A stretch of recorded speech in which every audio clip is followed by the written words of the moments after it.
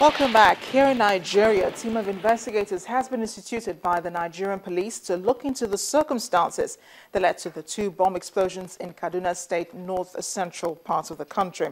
Their mandate is to find the perpetrators of the bomb attacks which killed 75 people. The team, which is headed by the Commissioner of Police in charge of Legal Department, will work closely with other security agencies. In the meantime, security has been tightened in all states of the Federation, particularly the states perceived to be vulnerable to terror attacks.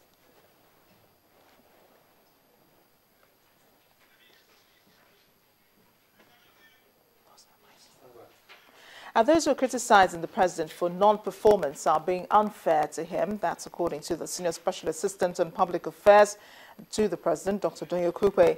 He told journalists at Chatham House, London, that Dr. Goodluck Jonathan has surpassed his election promises and has continued to lead a responsible administration. Our correspondent in London, Doris Okenwa, reports. The world must know that there is more to Nigeria than terrorism and insurgency.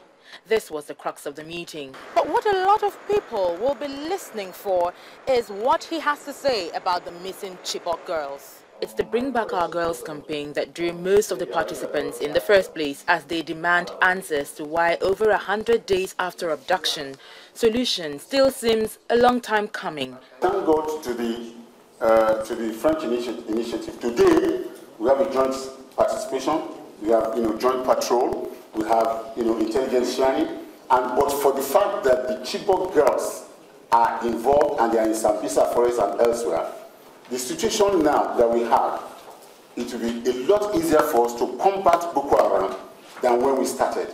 Many Nigerians in diaspora have been very active in this quest. A very serious example is what happened in Chechnya, where 200 students were kidnapped by terrorists, and the Russian government went there with their full might, but unfortunately they lost 800 of those children. We don't want that kind of thing to happen. We're exploring various options. We're doing everything possible. Meanwhile, Nigeria's President Goodluck Jonathan is asking for a whopping $1 billion loan for security in addition to the substantial budget allocation. Selling a safe Nigeria to the international community is no walk in the park, but results could do the trick in the blink of an eye. Doris Okenwa, Channel Television News, London.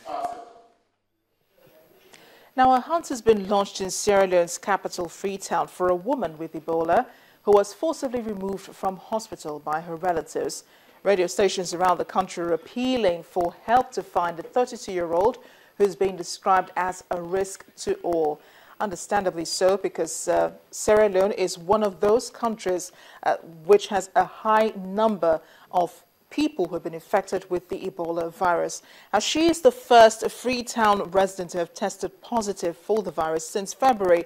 660 people have died of Ebola in the 3 West African states, which is the world's deadliest outbreak to date.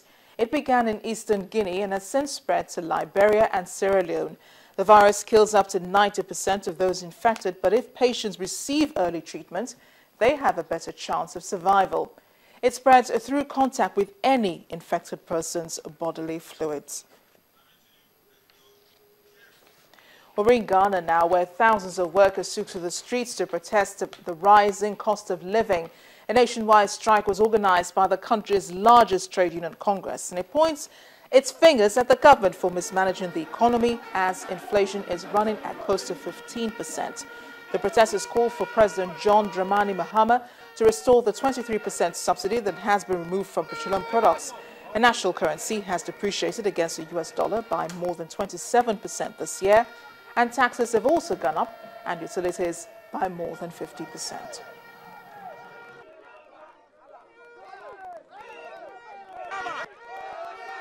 The working people of Ghana continue to face increasing economic and social hardships. The economic situation is deteriorating by the day. Significant number of Ghanaians, Ghanaian households, have been compelled by the prevailing economic hardships to cut both welfare and necessity consumption, while businesses and industry are suffocating. Times are really hard for working people and the majority of Ghanaians.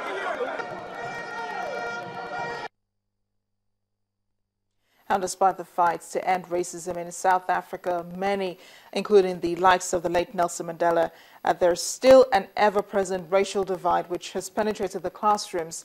South Africa's Human Rights Commission has found a public school guilty of hate speech towards black and mixed-race pupils. Children at the school alleged staff called them racist names such as baboons and monkeys. Pupils at the school Bloemfontein also said teachers told them to go back to the black schools in the townships because their parents could not afford to pay school fees and that they would never succeed in life and would end up like their parents who work in chain stores. After an 18-month investigation, staff and the head teacher were found to have exposed pupils to dehumanizing and racist treatment. The Free State Department of Education, responsible for the school, says it will study the report and will hold its own investigation before taking any disciplinary action. Well, it is the weekend, and of course, some of you are going to party, relax, or do whatever fancies tickles your fancy over the weekend. Now, but for thousands of fans donning best costumes, play outfits, and superhero t-shirts, will be spending the weekend at San Diego Convention Center doing what they love to do best, which is attending the annual Comic-Con Festival. For many, it's a social experience unlike any other, where self-proclaimed geeks share their love of everything nerdy, from anime to all-American superheroes to popular television shows. The entire culture, being able to come out here, see a bunch of great costumes, hang out with my friends and look around, see a lot of great artwork, a lot of great figures, and it's just a lot of fun. While Comic-Con is meant to be a convention centered on the world of comics, as its name suggests, the event has turned into something much bigger, often hosting blockbuster premieres and special events for television series. Some fancy the mixture of cultures as an evolution for Comic-Con. Film studios, including the makers of The Hobbit, The Battle of the Five Armies, the Avengers franchise, and Star Wars, are hoping to win over the Comic-Con audience in the convention's coveted hall, where more than 6,000 fans wait for hours to hear directors and actors speak or catch a glimpse of upcoming films. I still think it's about both. I think a lot of the comics that you see here might seem like they're pushed off to the sides, but they're still here. You know, I think a lot of people are still partaking in a lot of that. So it's here if you want to find it, if you want to look for it. But a lot of this other stuff kind of takes precedent. There's a lot of the lights, there's a lot of the glamour of it, but all the other stuff still is here, I think.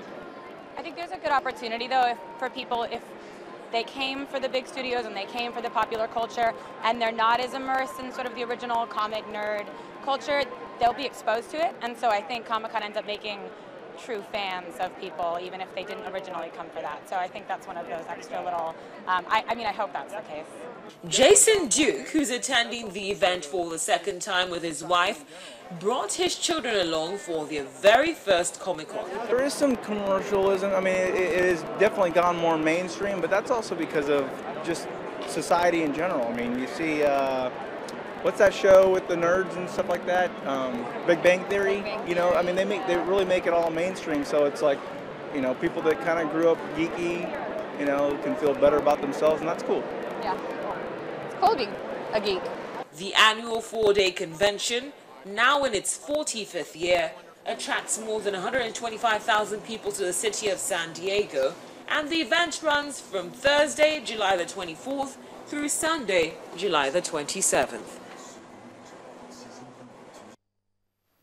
And I guess the message here will be follow your inner geek or whatever makes you happy. And that's the world today. Thanks for watching. I am Amarachi Obani. Ailton de Balogun will be up next with sports news.